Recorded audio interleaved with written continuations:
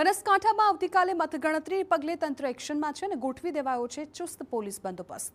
બનાસકાંઠામાં જિલ્લા પંચાયત, તાલુકા પંચાયત અને પાલિકાની ચૂંટણીમાં કુલ 404 બેઠકો પર જંગ જામી, જેમાં 1003 ઉમેદવારોના ભાવિ ઈવીએમમાં કેદ થયા।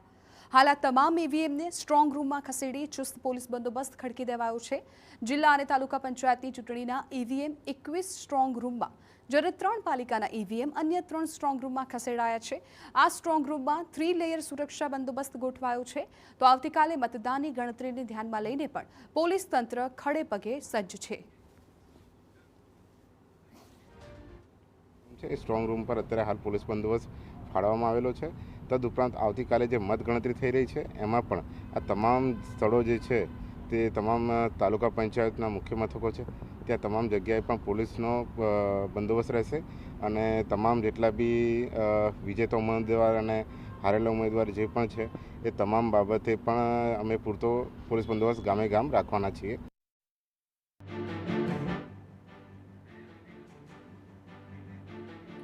તો પોલીસ તંત્ર અત્યારે એક્શન મોડમાં જોવા મળી રહ્યું છે। આવતીકાલે મતગણતરી થવાની છે, એ પહેલા મતગણતરી કેન્દ્રો પર ચુસ્ત પોલીસ બંદોબસ્ત ગોઠવી દેવામાં આવ્યો।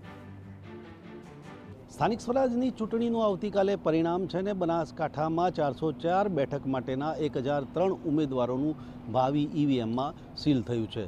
જિલ્લાના 23 સ્ટ્રોંગ રૂમમાં આ ઈવીએમ રખાયા છે અને આવતીકાલે તેની મતગણતરી થશે। જે પ્રકારે અહીંયા જે પાલનપુરનો જગાણા એન્જિનિયરિંગ કોલેજ ખાતેનો આ સ્ટ્રોંગ રૂમ છે અને આ સ્ટ્રોંગ રૂમમાં જે ઈવીએમ છે તે અહીંયા રખાયા છે, એટલે કે આવતીકાલે અહીંયા મતગણતરી થનાર છે।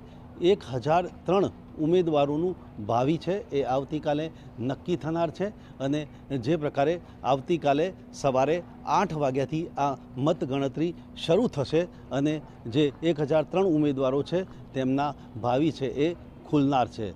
બનાસકાંઠામાં સ્થાનિક સ્વરાજની ચૂંટણીનો જંગ જે પ્રકારે રસાકસી ભર્યો રહ્યો છે અને પરિણામોને લઈને પણ ઉત્તેજના છે, ત્યારે દરેક તાલુકા મથક પર આ મતગણતરી થશે અને તેના પરિણામો આવશે। ત્યારે આવતીકાલે કયા પ્રકારે પરિણામ આવે છે તે જોવાનું રહેશે। અતુલ ત્રિવેદી, TV9 બનાસકાંઠા।